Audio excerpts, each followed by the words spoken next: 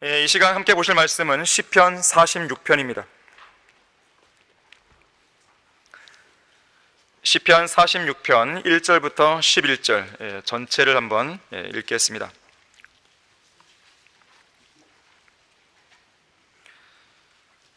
하나님은 우리의 피난처요 힘이시며 고난 중에 나타나시는 도움이시라. 그러므로 땅이 없어지고 산들이 바닷 가운데로 옮겨진다 해도 우리가 두려워하지 아니하리니 바닷물이 노호하고 요동할지라도 바닷물이 불어나서 산들이 흔들릴지라도 우리가 두려워하지 아니하리라. 셀라. 이 46편 전체는 예수 그리스도의 재림을 보여주는 장입니다. 그렇게 여러분들이 생각하시고 읽으시면 그 내용이 딱 와닿으실 거예요. 강이 있으니 그 시내들이 하나님의 도성 곧 지극히 높으신 분의 성막들의 성소를 기쁘게 할 것이라. 하나님께서 그 가운데 계시니 그 도성이 흔들리지 아니하리라. 이 땅에 있는 예루살렘 도성이겠죠. 하나님께서 그 도성을 이른 아침에 도우시려다. 재림의 아침입니다. 이방이 경노하고 나라들이 요동하였으나 주께서 음성을 내시니 땅이 녹았도다.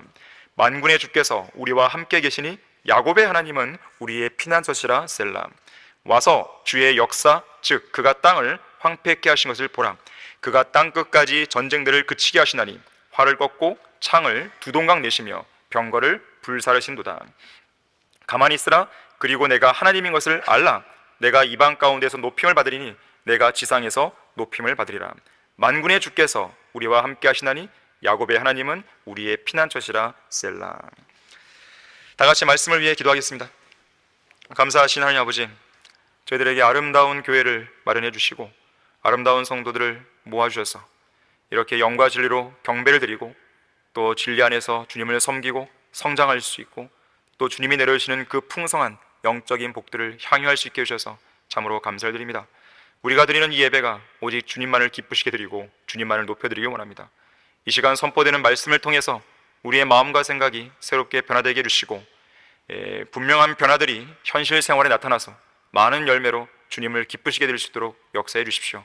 오늘 특별히 이 설교에 성도들이 잘 집중하게 해주시고 무언가 하나도 깨닫고 변화될 수 있는 또 주님께 헌신하고 밀착할 수 있는 좋은 계기가 될 수 있도록 인도해 주십시오. 주 예수 그리스도 이름으로 기도했습니다. 아멘. 실패한 종교개혁의 후예들이라는 제목으로 설교하겠습니다.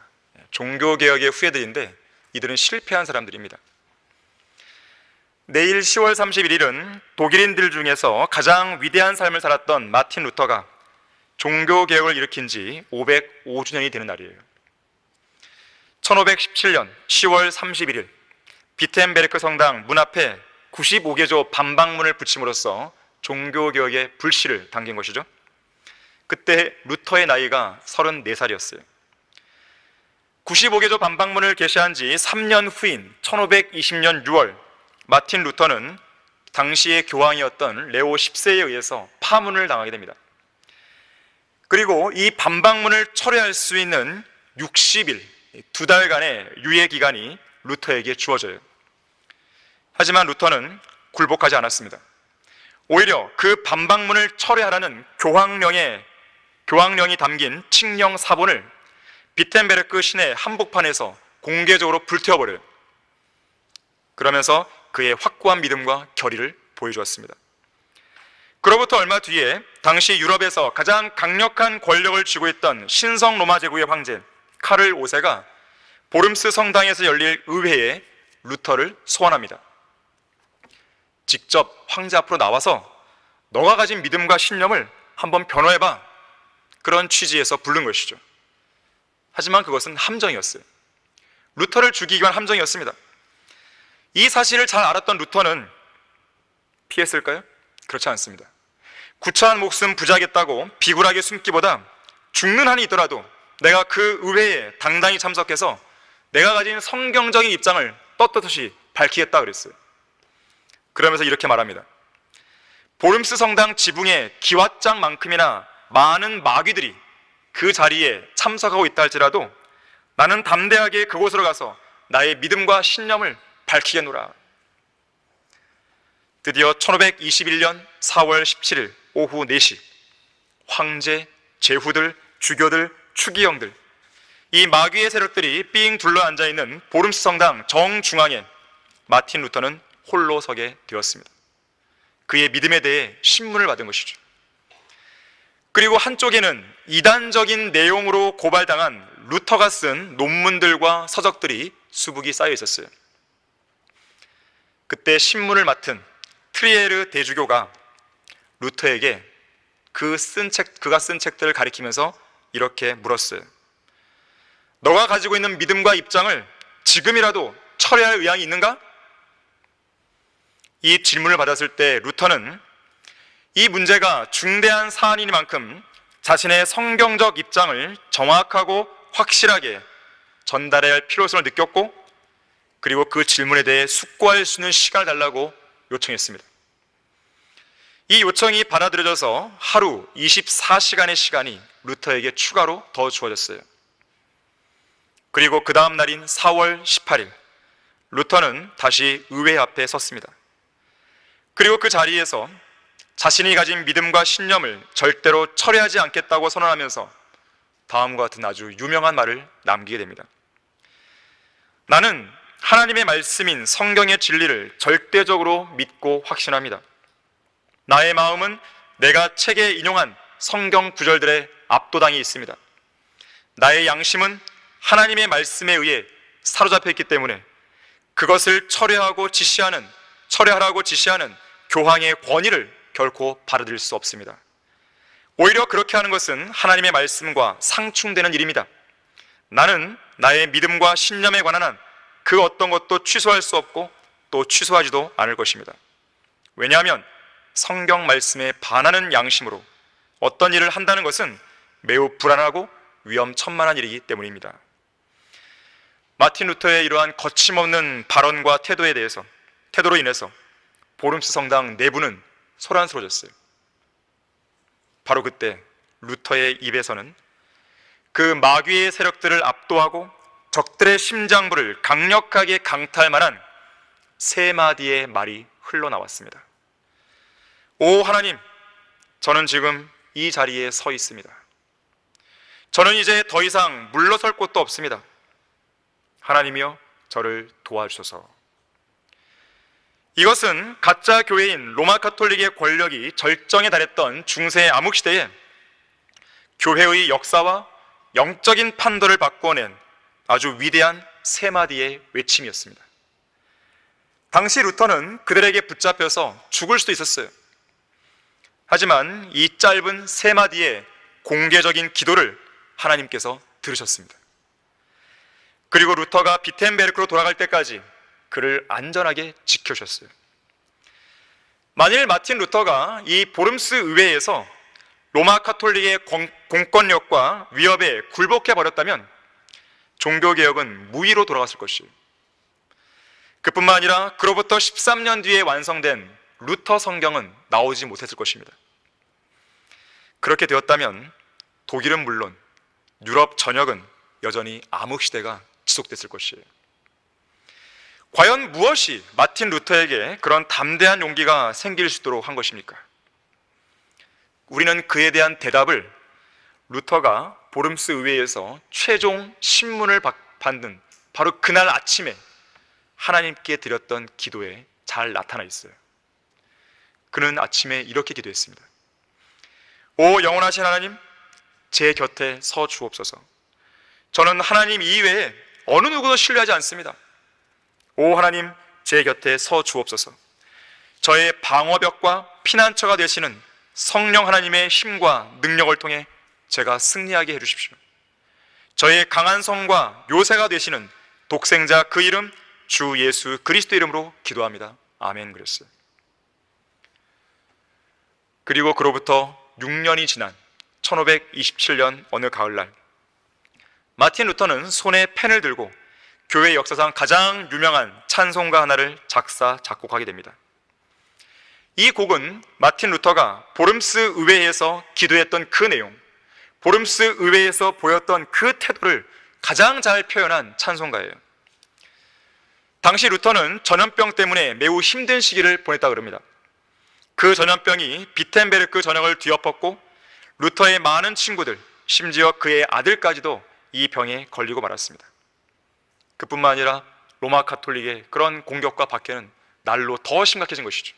더 심해졌습니다. 결국 루터는 절망감에 빠졌어요. 하지만 루터는 그 심각한 역경 속에서도 하나님께서 자신을 버리지 않았다는 그 사실을 깨닫게 됩니다. 바로 오늘 읽은 시편 46편 이 본문을 읽으면서 그 사실을 깨닫게 되는 거예요. 하나님이 주시는 큰 위로와 확신을 얻게 됩니다. 루터는 시편 46편이 자기 자신을 위한 시편이라고까지 고백했어요. 그리고 시편 46편 1절 말씀, 하나님은 우리의 피난처요 힘이시며 고난 중에 나타나시는 도움이시라, 이 말씀을 토대로 내주는 강한 성회라는 이 찬송을 작사 작곡하게 되는 것이에요. 교황을 위시한 로마 가톨릭과 그의 결탁한 황제들의 정치적인 압력으로 고난이 오든지 아니면 심각한 전염병 같은 개인적인 역경이 닥쳐올지라도 마틴 루터는 피난처와 힘과 능력의 원천이 되시는 그 하나님을 바라보면서 평안할 수 있었다 그래요. 또 담대할 수 있었다고 고백했던 것입니다. 작금의 이 나라 교회들은 종교개혁 505주년을 기념하기 위한 각종 예배와 행사들로 매우 분주합니다. 그러면서 그들은 또다시 부흥과 개혁을 부르짖어요. 사실 이들이 부흥과 개혁을 부르짖은 것은 어제 오늘의 일이 아닙니다.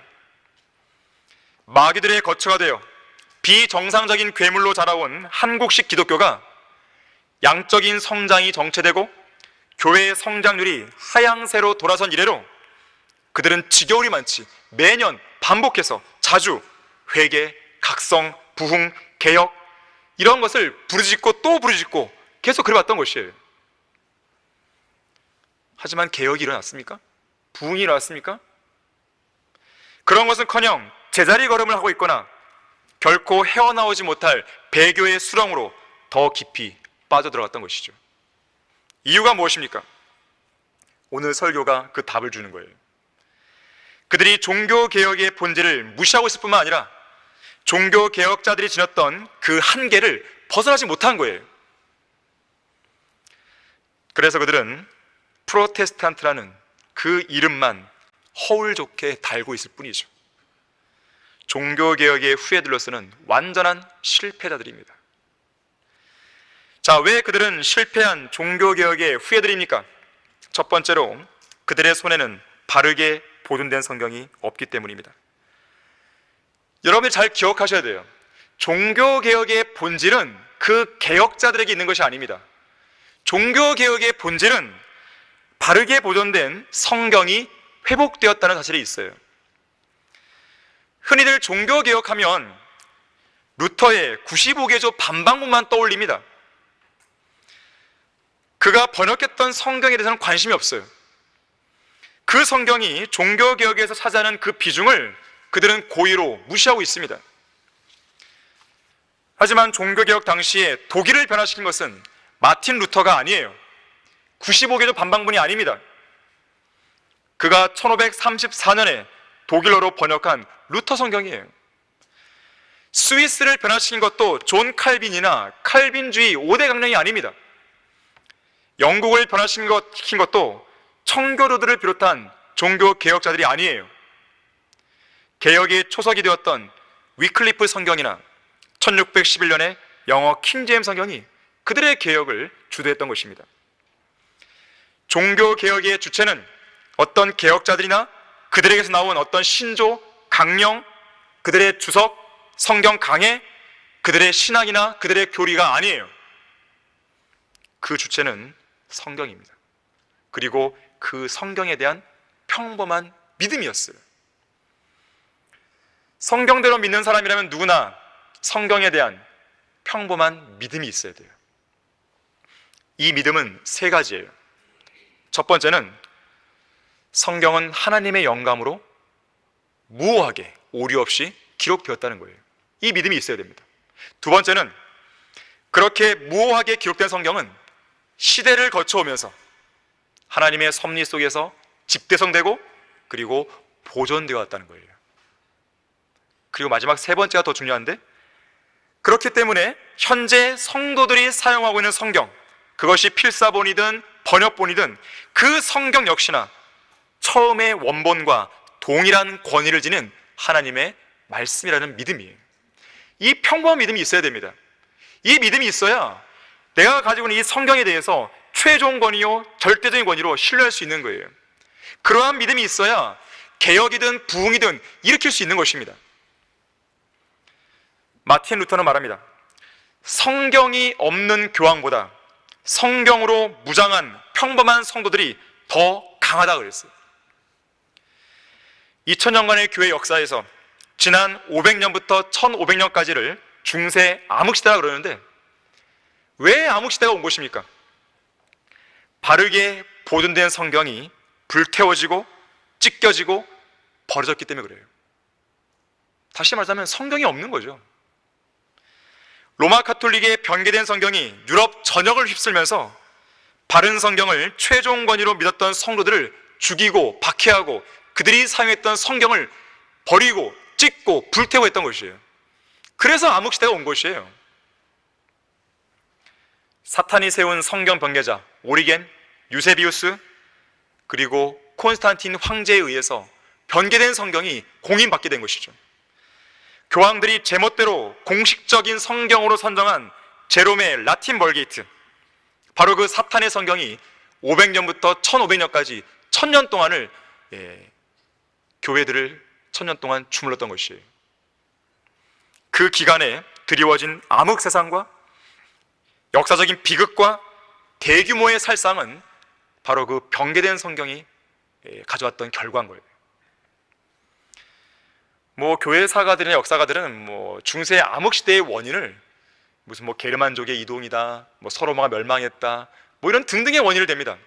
그건 하등에 쓸모가 없는 것들이에요. 그건 근본적인 이유가 아닙니다. 중세 암흑 시대의 가장 결정적인 원인은 변개된 성경이에요. 가짜 교회가 판을 쳤고 가짜 성경이 유럽 전역을 휩쓸었기 때문에 그런 것입니다. 누가 뭐라 해도 암흑 시대는 바른 성경을 버리고 변개된 성경을 취하면서 시작된 거예요. 심지어 당시에는 일반 사람들로 하여금, 백성들로 하여금 성경을 못 읽게 했습니다. 특히 자기 나라 말로 된 성경을 못 읽게 했어요. 오직 라틴어로 된 성경만 읽게 했습니다. 라틴어가 아닌 자국어로 성경을 번역하는 것은 아예 금지가 됐습니다. 라틴어를 모르는 사람들은 어떻게 성경을 읽어요? 아예 성경을 못 읽게 만드는 거예요. 아예 성경에 관한 무지하게 만드는 것이죠. 왜 그런지 아십니까? 성경에 관한 무식하고 무지한 사람들이 많아야 카톨릭과 교황의 말을 잘 들을 수 있기 때문에 그런 거예요. 괜히 성경을 읽고 공부했다가 비성경적으로 가르치는 로마 카톨릭에게 반기를 들면 안 되잖아요. 그렇게 하지 않게 하기 위해서 아예 성경 읽는 것을 금지시킵니다. 읽더라도 라틴어로 된 걸 읽어요. 그런 것이죠. 미사 때 무슨 말을 짓거려도 아멘 할 수 있는 그런 추종자들을 많이 확보할 수 있기 위해서 그렇게 한 것이에요. 이것은 사탄의 입장에서 보면요, 그렇게 대량으로 확보된 무지하고 무식한 로마 카톨릭 추종자들의 양심을 완전히 장악해서 그들을 한꺼번에 지옥으로 보내기가 쉬운 것이죠. 왜 오늘날 교회들이 성경을 안 가르치는지 아십니까? 첫 번째는 성경을 모르기 때문에 안 가르치는 거예요. 못 가르치는 것이죠. 두 번째는 교인들이 무지하기를 바라는 거예요. 무지해야 대충 이야기를 해도 그냥 아멘 하거든요. 그래서 일반 교회들 보면요, 제가 가끔씩 극동방송을 듣는데 가끔씩 그 현장 그 예배 실황이 방송되거든요. 무슨 아무 말 해도 그냥 아멘 하는 거예요. 그냥 아멘을 안 하면 아멘을 유도합니다. 가끔씩 할렐루야 이렇게 얘기하잖아요. 자, 이런 암흑시대를 종결짓는 유일한 방법은 바른 성경을 사람들의 손에 다시 들려지게 하는 것이죠. 그 누구라도 하나님의 말씀을 듣고 읽을 수 있게 하는 것이었습니다. 그래서 그 암울한 시대를 살았던 성경대로 믿는 사람들이 있었는데 바로 그들이 walden스들이에요.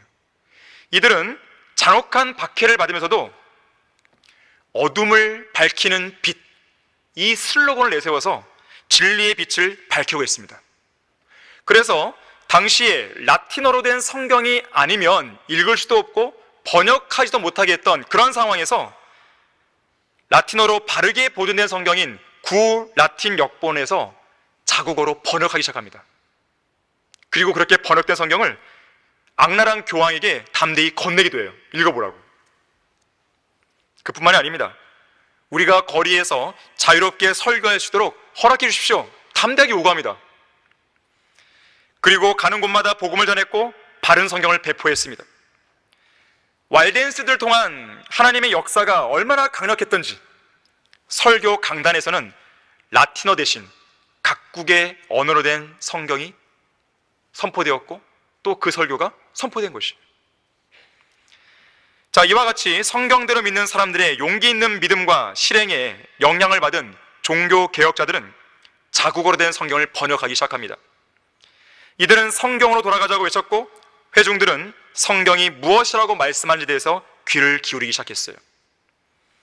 그러한 결과 위클리프 성경이 나오고 루터 성경이 나오고 특히 영어 킹 제임스 성경이 나오면서 이런 바른 성경으로 인해서 믿음의 큰 반향을 일으키게 되는 것이죠.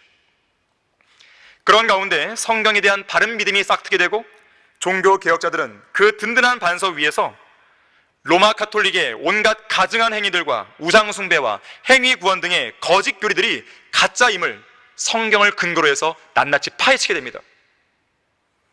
그뿐만 아니라 말씀인 성령의 칼로 그들의 교권주의와 도덕적인 부패를 겨냥했어요. 심지어 로마 카톨릭은 창녀교회요, 교황은 적그리스도라고 주장하기까지 한 것이죠. 무엇보다도 마틴 루터가 의인은 믿음으로 말미암아 살리라, 이 말씀을 전파하면서요, 대량으로 지옥의 문턱까지 휩쓸려간 그 죄인들을, 특히 카톨릭 교류들을 구원해내는 것이죠. 이 모든 것들이 바른 성경이 낳은 열매들이었고 그 결과였던 것이에요. 종교개혁의 성패는 다른 데 있는 것이 아니에요. 바른 성경, 바로 거기에 있었습니다.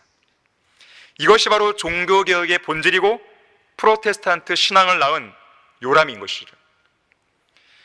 세속 역사가들은 종교개혁의 의의를 유럽이 중세에서 근대로 넘어가게 하는데 견인차 역할을 했다, 그 말을 하게 됩니다. 그건 아니에요. 종교개혁의 참된 의의는 바른 성경을 회복한 것이에요. 요한계시록 3장 8절, 내가 적은 능력을 가지고서도 나의 말을 지켰고, 이 말씀 하나로 종교개혁의 의의를 설명할 수가 있습니다. 나의 말을 지켰다 그랬어요. 하나님의 말씀을 지킨 것이죠. 바른 성경을 지켜냈기 때문에 종교개혁이 가능했던 것입니다. 바른 성경을 지켰기 때문에 교회 역사상 가장 흥미롭고 위대한 부흥의 시대, 필라델피아 교회 시대가 도래할 수 있었던 것이에요. 필라델피아 교회의 천사에게 편지하라. 거룩하신 분, 진실하신 분, 다윗의 열쇠를 가지신 분, 열면 아무도 닫을 수 없고 또 닫으면 아무도 열 수 없는 분께서 이 일들을 말씀하시느니라. 내가 너의 행위들을 아노라. 보라, 내가 뇌 앞에 열린 문을 두었으니 아무도 그것을 닫을 수 없노라. 이는 내가 적은 능력을 가지고서도 나의 말을 지켰고 내 이름을 부인하지 아니하였기 때문이라. 문이 열렸어요. 세계 도처에 복음의 문이 열렸습니다. 암흑 시대에 닫혀 있었던 그 문이 열린 것이죠. 성경의 계시도 활짝 열렸습니다. 자, 그렇다면 오늘날 종교개혁의 후예들로 자처하는 장로교, 감리교, 루터교 등등의 개신교회들의 그 손에는 바른 성경이 들려 있습니까? 그들은 종교개혁의 후예들답게 말씀을 지켰습니까? 그렇지 못한 거죠. 여기저기 난도질 되어서 걸레처럼 너덜너덜해진 개혁성경이나 개혁개정판은 성경이 아닙니다. 그것은 종교개혁을 일으킨 그 성경이 아니라 오히려 중세 암흑시대를 가져왔던 바로 그 성경인 것이에요. 바로 그 변개된 성경들 때문에 부흥의 시대가 막을 내리고 이 배교의 시대가 열리게 된 것이에요. 이 배교의 시대에는 필라델피아 교회 시대처럼 대부흥이나 대각성 운동이 좀처럼 일어나지 않습니다. 은사주의 운동은 대부흥 운동이 아니에요. 대각성 운동이 아닙니다. 그건 마귀적인 운동인 것이에요. 또한 하나님의 말씀에 대한 바른 믿음도 없고 변개된 성경이나 붙들고 있는 자들에게는 성령 하나님께서 더 이상 성경의 계시를 조명해 주지 않습니다. 그래서 그들에게는 성경이 닫힌 성경이 되어버린 거예요. 100번 읽고 200번 읽어봐도 소용이 없는 것이죠. 깨달을 수가 없습니다. 그들은 이 나라를 복음화시키는 데 있어서 아주 중요한 책 한 권 쓰지 못한 것이에요. 그래서 이 시대에는 성경에 관한 한 바보들이 많습니다. 그들은 바른 성경을 지키는 데 실패했어요. 결국 암흑시대의 로마 카톨릭처럼 돈과 권력을 추구하는 교단들과 교회들을 따라서 수많은 무지한 교회들이 지옥으로 휩쓸려가는 그런 씁쓸한 형국만 연출하고 만 것이죠. 자, 왜 그들은 실패한 종교개혁의 후예들입니까? 두 번째로, 종교개혁자들이 지녔던 그 한계를 벗어나지 못했어요. 우리는 공과 과를 명확하게 구분할 수 있어야 돼요. 종교개혁자들이 잘한 것과 못한 것을 구분할 수 있어야 됩니다. 어떤 것 잘한 거 일부로 인해서 못한 것까지 다 그냥 눈 감고 넘어가면 안 된다는 뜻입니다. 그들은 물론, 종교개혁자들은 물론 바른 성경, 바른 믿음을 외쳤어요. 하지만 그들은 카톨릭의 잔재를 벗어나지 못했어요. 많은 부분에 있어서 교리적인 오류를 갖고 있었고 신학적인 오류를 지니고 있었습니다. 당시의 종교개혁자들의 당면 과제는 정치적이든 종교적이든 로마 카톨릭에 대한 청산이었어요. 개혁자들은 로마 카톨릭의 잔재를 청산해야 했습니다. 예를 들면 어떤 것들입니까? 물을 뿌리는 세례, 유아 세례, 물 침례를 통한 구원, 교회와 국가가 결합한 형태의 교회 국가, 교회의 정치 참여, 행위 구원, 구원의 영원한 보장을 믿지 않는 것, 죽을 때까지 아무도 자신이 구원받았는지 알 수 없다는 것, 소위 성만찬에서 빵과 포도주가 그리스도의 살과 피로 변한다고 믿거나 아니면 믿지 않다 하더라도 빵과 포도주를 신성시하는 행위, 후천연주의, 무천연주의, 크리스마스, 부활절, 사순절 등의 각종 절기들을 지키는 것, 사도신경, 주기도문, 교동문 낭독, 축도, 성직자와 평신도를 구분하는 행위, 수많은 카톨릭 잔재들을 청산하지 못한 거예요. 그들은 그 일을 실패함으로써 그들의 종교개혁을 완성하지 못했습니다. 시작만 한 것이죠. 미완성이에요. 결국 그들의 후예들에게 종교개혁을 미완성으로 남기고 말한 것이죠. 그런 것 가운데 대표적인 것이 유아 세례와 교회 국가 문제입니다. 이 다른 것들도 심각한 문제지만 유아 세례와 교회 국가 문제는요, 그것을 부인하는 성경대로 믿는 사람들을 죽이기까지 한 것이에요. 유아 세례를 부인하고 재침례를 준다는, 다시 준다는 그 이유 하나 때문에 수많은 사람들을 죽이고 박해하고 나라에서 추방하고 한 것이에요. 상당히 민감한 문제였던 것이죠. 유아 세례는 가증한 사탄의 교리입니다. 거짓 교리예요. 유아 세례는 구원을 담보로 해서 어떤 한 사람을 태어날 때부터 특정 교회에 예속시켜버리는 거예요. 그 특정 교회가 뭐예요? 카톨릭이죠. 특히 그 카톨릭은 국가와 결탁한 정치 세력입니다. 다시 말하자면 유아 세례를 거부하는 것은 카톨릭만 거부하는 게 아니에요. 국가와 결탁되어 있기 때문에 아예 국가를 거부하는 것이 됩니다. 국가를 거부한다는 것은 유아 세례를 거부했다는 그 이유만으로 법적 조치를 당할 수 있는 거예요. 국가의 법에 의해서 조치를 당할 수 있는 거예요. 실제로 교황과 결탁했던 프랑크 왕국의 샤를 마뉴 대제는 유아 세례를 국법으로 제정했어요. 우리나라 헌법에 유아 세례를 법으로 제정해 놔보세요. 어떻게 되는 거예요? 유아 세례를 거부하면 감옥 가는 거예요. 벌금 내는 것이에요. 동성연애가 죄가 아니라고 그거를 합법화하고 있잖아요. 이제 시도하고 있잖아요. 그렇게 되면 거리에서 동성연애가 죄입니다, 그렇게 하는 순간 감옥 가는 것이에요. 벌금 내는 것이에요. 그렇게 유아 세례를 법으로 제정한 것입니다.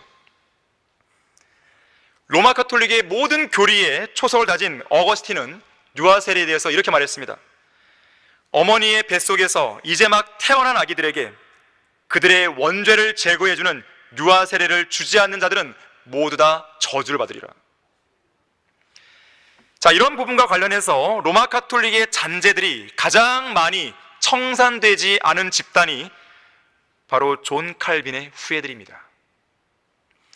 오늘날 한국 교회가 좀처럼 복음을 전하지 않을 뿐만 아니라 예수 그리스도의 재림을 기다리지 않는 교회들이 된 것은 이 나라 기독교계를 주름잡고 있는 장로교인들, 칼빈주의들의 책임이 가장 큰 것이에요. 그들이 왜 그렇게 된지 아십니까? 그들이 추종했던 칼빈이 그랬기 때문에 그런 거예요. 칼빈은 예수 그리스도의 재림을 소망하지 않는 후천년 주의자였습니다. 특히 칼빈은 요한계시록 20장에서 6번이나 천년이라는 단어를 강조하잖아요. 그것을 문자 그대로 안 믿었어요. 칼빈은 요한계시록 주석서를 쓸 엄두조차 못 냈습니다. 왜요? 예언을 안 믿었기 때문에. 그 의미를 올바르게 알지 못했기 때문에 그렇습니다. 재림에 대한 관심이나 소망이 없었기 때문에 그런 것이에요. 칼빈이 했던 설교에는 재림을 사모하는 마음과 자세를 찾아볼 수 없어요.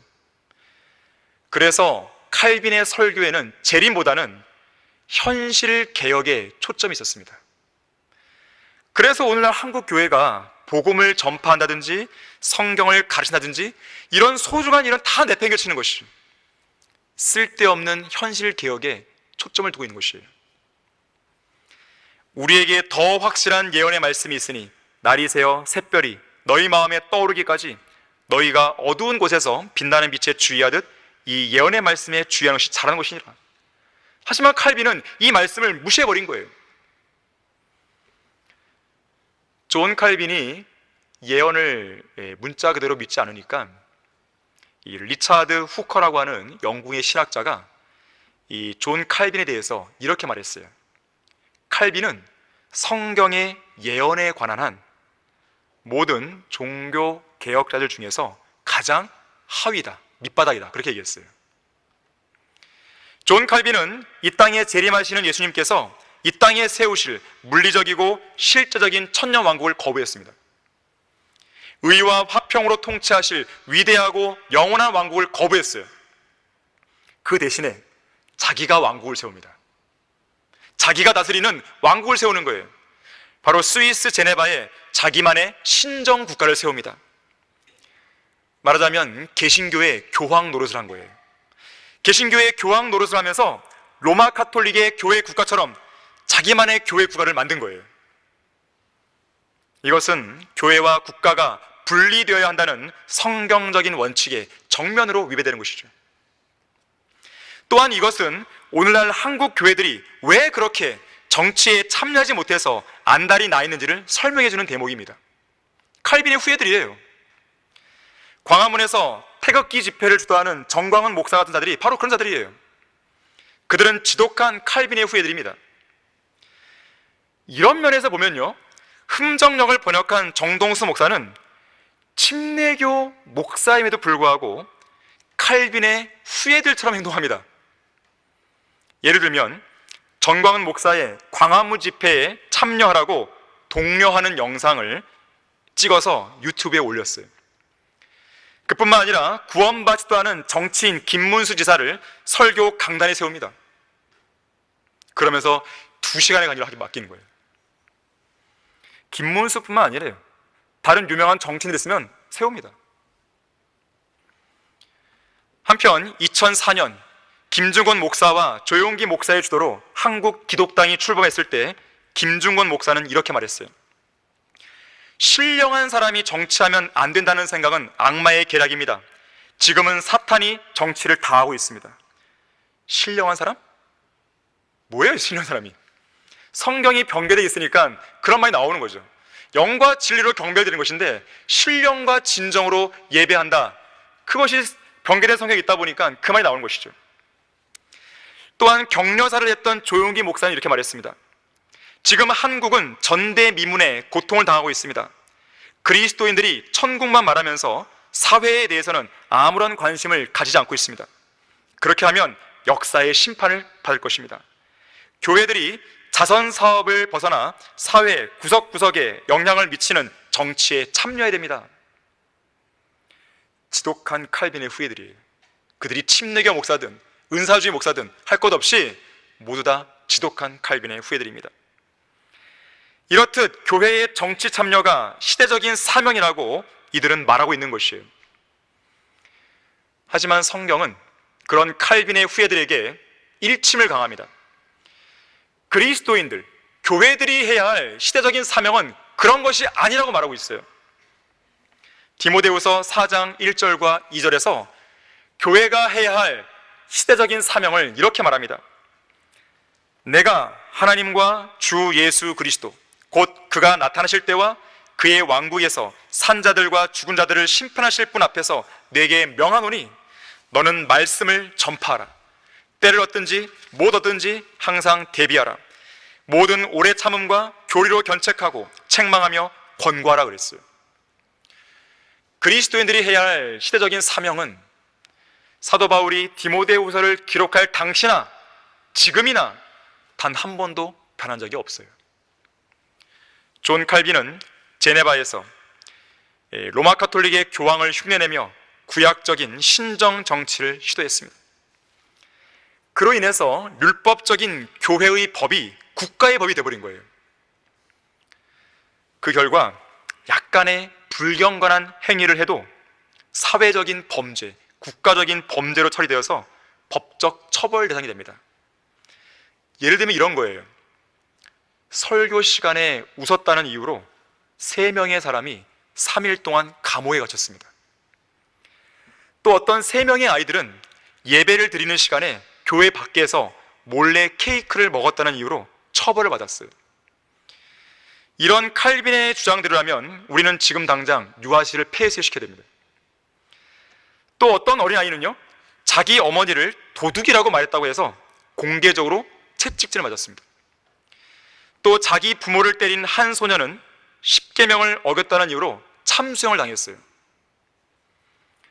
그뿐 아니라 로마 가톨릭의 잔인한 정책을 그대로 답습했는데 존 칼빈은 자기와 믿음이 다른 사람들을 박해하고 죽이기까지 했습니다.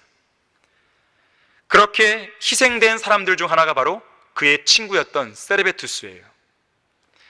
세르베투스는 예수님의 재림을 기다린 사람입니다. 전천년주자예요. 예수 그리스도의 왕국을 기다렸습니다. 존 칼빈의 비성경적인 예정론을 반박했어요. 물론 로마 가톨릭을 강력히 반대하는 사람이기도 했습니다. 그는 교황을 가리켜서 모든 짐승 중에 가장 잔악한 짐승이다, 모든 창녀 중에 가장 부끄러움이 없는 창녀다, 그렇게 비난했어요. 로마 가톨릭의 미사에 대해서도 사탄의 기괴한 의식이자 마귀들이 창안한 제도다 그랬어요. 심지어 유아 세례는 교황이 만들어낸 마귀의 교리이자 교회들을 완전히 전복시키려는 수작이다 그랬어요. 그러면서 강력하게 반대했습니다. 그러면서 유아 세례를 믿고 있고 유아에게 물을 뿌리면 구원받는다고 믿었던 존 칼빈에게 2통의 편지를 보내서 그게 틀렸다고 지적했어요. 결국 참다 못한 칼빈이 세르베투스를 화형시킨 것입니다. 언젠가 사랑의 교회 예배당에서 100여 명의 부모들이 자기의 아기들에게 유아 세례를 받게 하려고 길게 줄을 서서 기다리는 모습을 영상으로 본 적이 있어요. 그 의식을 집행하던 칼빈의 후예, 바로 오정현 목사가 물을 뿌려서 싫다고 우는 그 아기들을 애써 웃으며 달래는 모습이 잡혔는데 정말 한심해 보였습니다. 유아 세례를 주는 거짓 목사나 그 의식을 받게 하겠다고 줄 서 있는 무지한 부모들이나 모두 마귀의 수중에서 놀아나는 칼빈의 후예들인 것이죠. 그들은 자기들이 무슨 짓을 하면서도 모르는 것이에요. 마귀는 그런 의식에 유아 세례에 참여해야 창세전에 구원받기로 선택된 자들이 될 수 있다고 속이는 것인데, 그게 맞다면 예수님께서는 왜 죽으신 거예요? 예수님의 죽으심을 헛되이 만든 거잖아요. 로마 가톨릭에 항거했다는 자부심 속에서 종교 개혁자들의 후예들로 자처하는 개신교회들은 루터나 쯔빙글리, 칼빈 등의 종교 개혁자들이 지녔던 그 지식에서 단 한 걸음도 전지 못했습니다.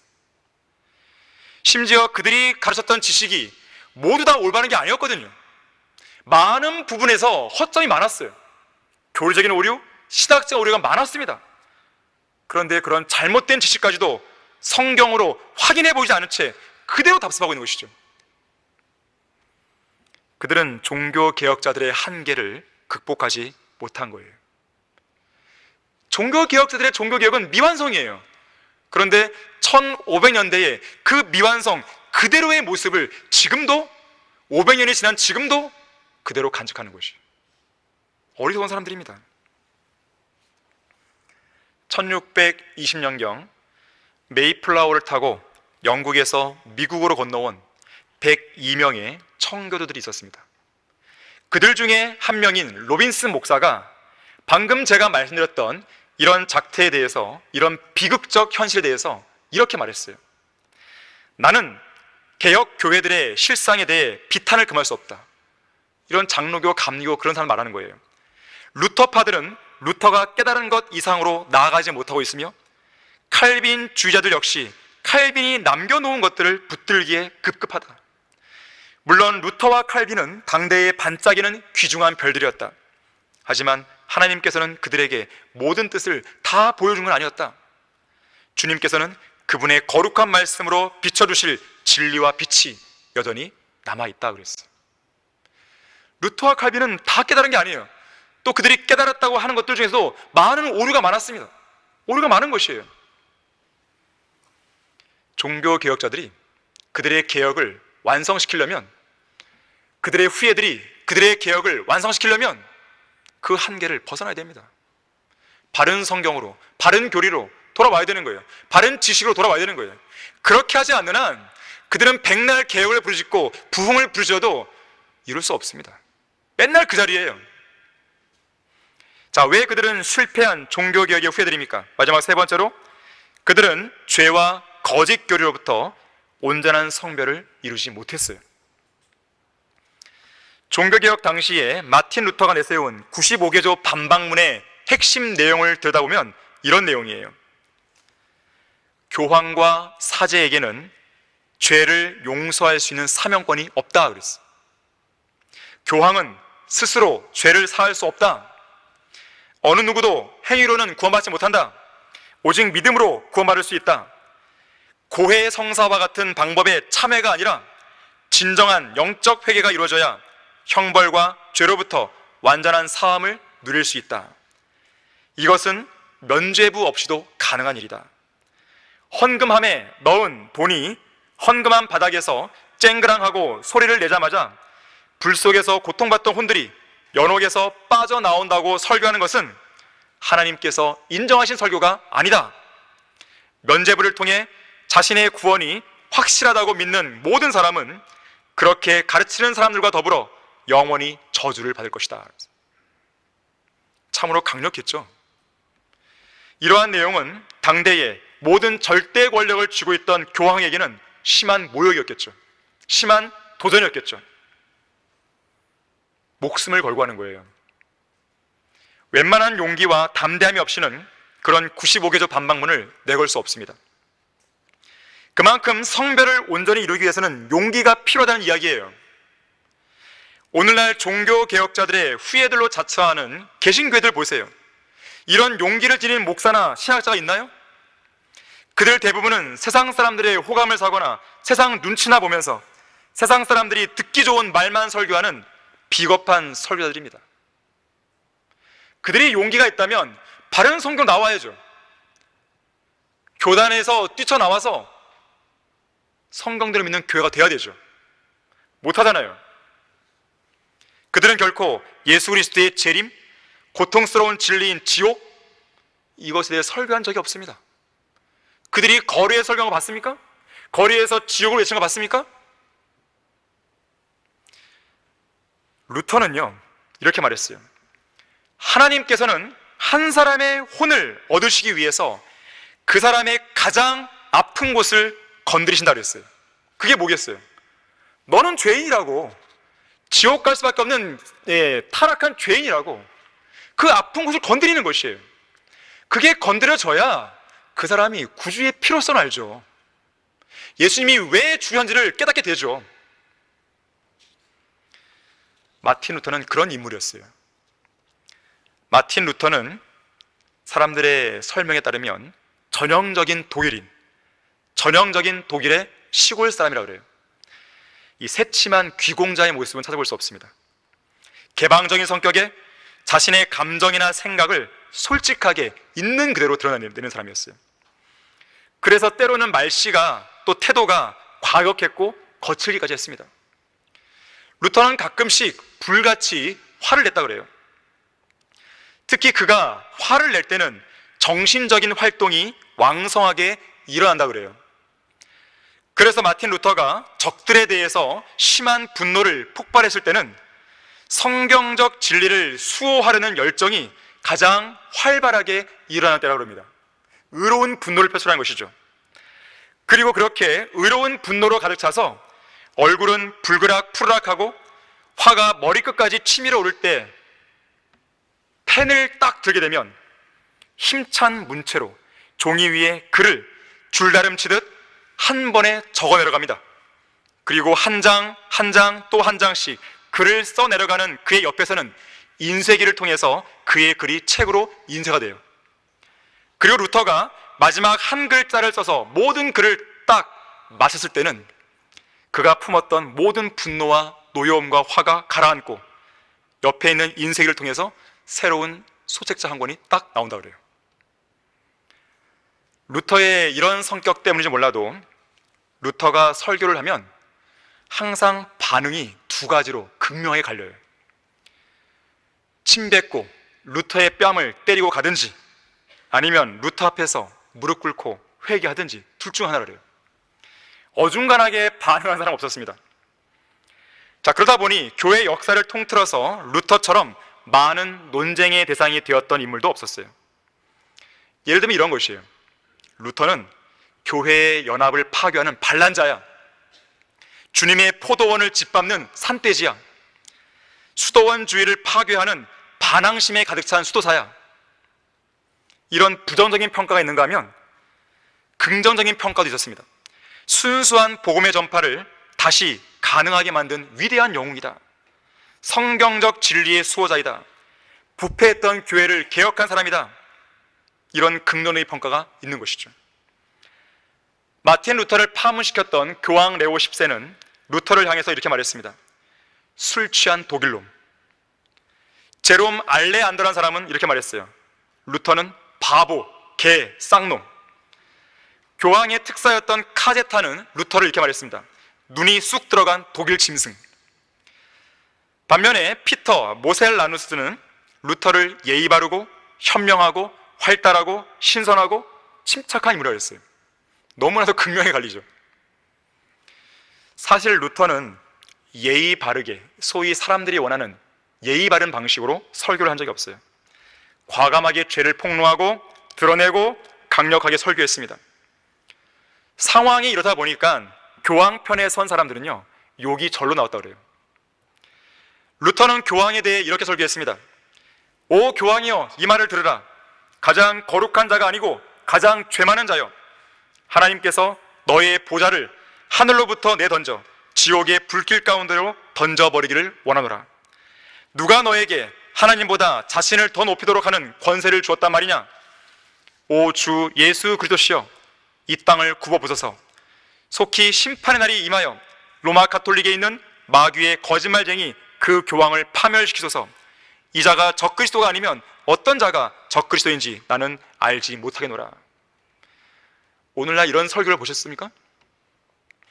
자, 우리는 이 루터의 이 설교에서 우리는 경건이 무엇인지를 배우게 됩니다. 경건이 뭐예요? 하나님을 닮는 것이에요. 가들리니스, 하나님 같음, 하나님과 같이 되는 것입니다. 그런데 오늘날 매우 신사적이고 예의 바르고 유들유들한 목사들은 하나님을 닮는 것이 마치 온유하고 사랑이 넘치는 그런 모습만 생각합니다. 하지만 여러분들은 성경에서 하나님에 대해 볼 때에 그런 하나님만 떠오릅니까? 아니죠. 물론 하나님은 온유하시고 자비로운 분이세요. 그러나 죄에 대해서는 미워하시고 책망하시고 저주하시잖아요. 인류의 죄를 제거하시기 위해서 자신의 하나뿐인 아들을 십자가에 내어주셨잖아요. 인류의 모든 저주를 그 위에 쏟아 부으시기까지 하실 만큼 죄를 미워하신 거란 말이에요. 그래서 우리가 하나님을 닮는다고 할 때 그것은 하나님의 성품을 닮는 것인데, 죄악을 미워하고 의를 사랑하는 그 성품을 닮는 것이에요. 하나님께서 미워하시는 것, 우리도 미워해야 되는 것이에요. 하나님께서 사랑하시는 것, 우리도 사랑해야 돼요. 그게 경건이에요. 하나님께서 변개된 성경을 싫어하시면 우리도 싫어해야 되는 것이에요. 거짓 교회를 싫어하시면 우리도 싫어해야 됩니다. 로마 가톨릭을 가증하게 여기시면 우리도 가증하게 여겨야 돼요. 물론 지옥으로 향해 가는 전 세계 9억 명의 카톨릭 교류들에 대해서 연민을 갖지 말라, 그들에게 복음을 전하지 말라, 그 말은 아니죠. 하나님께서 교황을 미워하시면 우리도 미워해야 되는 것이에요. 하나님께서 세상을 미워하시면 나도 미워해야 되는 것이에요. 세상을 위해 기도하지 않으시면 나도 그렇게 하는 것이에요. 이게 경건이에요. 이 나라 교회들은 성격과 행동이 거칠거나 과격하게 보이면 경건하지 않은 것처럼 평가합니다. 반면에 신사처럼 유순하게 말하고 행동하면 경건한 사람으로 판단해버립니다. 예수님이 그러셨어요? 예수님은 바리새인들을 향해서 독사들의 세대라고 했습니다. 바울이 과연 그랬습니까? 사도 바울의 설교를 오늘날 현대 설교자들의 설교 방식과 비교해보면 너무나 다릅니다. 바울의 설교는 매우 직설적이에요. 강렬합니다. 자신의 사역이 성경적으로 옳은데 누군가가 그 사역에 대해 반대하고 비판을 가하게 되면 겸손한 척하고 가만히 있지 않았습니다. 성경적인 근거를 대서 이 사역이 왜 성경적인지를 옹호했어요. 만일 여러분들 앞에서 누군가가 바른 성경을 비평하고 한다면 가만히 계시면 안 되죠. 바울은 잘못된 것을 바로잡는 일에 있어서 주저함이 없었습니다. 누군가가 다른 복음을 전하면 저주를 받을 거라고 강력하게 경고했죠. 견책하고 책망하는 일을 서슴지 않았습니다. 이런 태도는 오늘날 교인들에게는 매우 부정적으로 보이죠. 책망하고 견책하면 왜 이렇게 사랑이 없어? 왜 이렇게 은혜가 없어? 이렇게 비판하는 거예요. 심지어 바울은 어떤 사람들, 어떤 개인이 잘못을 행하고 있을 경우에 그 부류의 사람들을 거명하는데 주저하지 않았습니다. 또 그 개인의 이름을 거명하면서 그들의 잘못을 단호하게 지적했어요. 심지어 베드로를 면박줬잖아요. 데마의 이름을 거명하면서 그가 세상을 사랑하며 떠났다고 말했잖아요. 사도 바울은 상대를 고려하지 않았습니다. 지위고하를 막론하고 그가 복음을 들어야 할 죄인이라면 담대하게 진리를 전파하는 것을 주저하지 않았어요. 로마의 총독 펠릭스 앞에서는 의와 절제와 다가올 심판에 대해서 강력하게 경고했잖아요. 온전한 성별, 경건, 그것은 바로 루터의 설교, 바울의 설교, 이런 모습에서 배울 수 있는 것이에요. 결론을 맺겠습니다. 마틴 루터의 종교개혁이 일어나기 72년 전에 하나님께서는 루터의 종교개혁을 빠르게 확산시킬 원동력을 제공해줄 인물 한 명을 예비해 주셨어요. 그가 바로 인쇄업자 요하네스 구텐베르크였습니다. 왜냐하면 종교개혁을 주도한 루터 성경과 마틴 루터의 여러 가지 책들과 소책자들이 구텐베르크의 인쇄기를 통해서 인쇄되기 시작했기 때문에 그래요. 루터는 성경과 성경적 진리를 담은 소책자들을 귀족들은 물론 평민들과 농민들에게까지 나눠줬습니다. 그리고 종교개혁을 빠르게 확산시켰는데 그 역할에 있어서 인쇄기가 큰 역할을 한 것이에요. 그래서 마틴 루터는 구텐베르크의 인쇄술을 가리켜서 이것은 복음 전파를 위해 하나님께서 내려주신 최고의 선물이다라고 극찬했습니다. 그러면서 구텐베르크의 인쇄기로 루터 성경을 출간했는데, 그러면서 루터는 이렇게 외쳤어요. 성경이 모든 인간들의 손에 들어가게 하자. 그래서 그들이 직접 성경을 읽고 말씀을 해석하고 성경의 빛을 따라가서 영적인 자유를 찾게 하자. 그래서 백성들이 성경에 입각한 양심의 소리를 들으면서 사람들보다 하나님을 더 신뢰하고 더 사랑하고 더 두려워하게 만들자 그랬어요. 이것이 바로 오늘날 우리가 해야 할 임무입니다. 한글 킹제임스 성경을 이 나라 이 민족의 최종 권위로 정착시키는 것, 이것이 우리 각자의 간절한 염원이자 이 땅에서 우리가 해야 할 최고의 목표가 되어야 됩니다. 과연 여러분 각자는 왜 이 자리에 앉아 있다고 생각합니까? 왜 여러분은 성경대로 믿는 교회에 있다고 생각하세요? 루터는 이렇게 말했어요. 예수 그리스도께서 어제 죽으셨고 오늘 살아나셨으며 내일 다시 오실 것처럼 우리는 살아야 된다고 그랬어요. 어떻게 해야 그렇게 살 수 있는 것입니까? 그에 대한 대답이 1546년 2월 18일 63세의 나이로 세상을 떠난 마틴 루터가 마지막 숨을 거두기 직전에 했던 그 기도에 잘 나타나 있어요. 루터는 이렇게 기도했습니다. 하늘에 계신 나의 아버지시여, 주님께서 제게 주님의 사랑하신 아들 예수 그리스도를 나타내 보이셨습니다.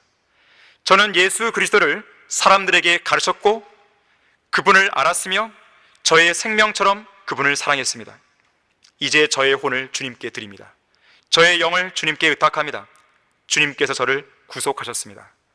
하나님께서 세상을 이처럼 사랑하셔서 그의 독생자를 주셨으니 이는 그를 믿는 사람은 누구든지 멸망하지 않고 영생을 얻게 하려 하심이니라. 이 말씀을 하고 죽은 것이에요. 오늘날 종교개혁의 후예들은 개혁자들이 깨달았던 가르침에서 단 한 발자국도 앞으로 나가지 못했습니다. 500년 전 가르침을 그대로 답습하는 것이에요. 하지만 그러한 가르침의 대부분은 비성경적입니다. 심지어 그들은 개혁자들이 그나마 회복시킨 바른 성경마저 치워버렸어요. 그 결과 암흑시대로 다시 회귀해버렸습니다.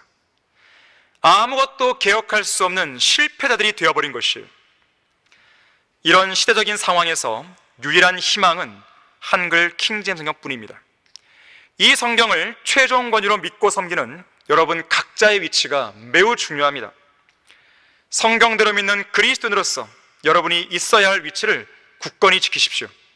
어떤 고난이나 위협에도 흔들리지 말고 요동치지 마십시오. 쓰러지지 마십시오. 낙심하거나 위축되지 마십시오. 담대하시고 용기를 내십시오. 믿음의 선한 싸움을 싸우고 달려갈 길을 마치고 성경적 믿음을 지키십시오. 오늘 본문 시편 46편 10절과 11절은 이렇게 말씀합니다. 가만히 있으라. 그리고 내가 하나님인 것을 알라. 내가 이방 가운데서 높임을 받으리니 내가 지상에서 높임을 받으리라. 만군의 주께서 우리와 함께 하시나니 야곱의 하나님은 우리의 피난처시라. 여러분 모두가 최후의 승자가 되길 바랍니다. 하늘나라 이를 때까지 여러분 모두의 건투를 빌면서 오늘 설교를 마치도록 하겠습니다. 다 같이 기도하겠습니다. 감사하신 아버지 하나님, 종교개혁주일 505주년을 맞는 이 시점에서 저는 그 종교개혁의 의미와 그 한계에 대해서 우리 성도들에게 설교했습니다. 오늘 듣고 깨달은 또 각자의 마음속에 헌신하기로 결심하는 그런 모든 부분들, 주님 앞에 나와서 기도하고 아뢰일 때 모두 들으시고 각자의 삶에서 잘 승화될 수 있도록 도와주십시오. 이 헌신의 시간을 각자가 의미 있게 쓰게 해주시길 원합니다. 주 예수 그리스도 이름으로 기도했습니다.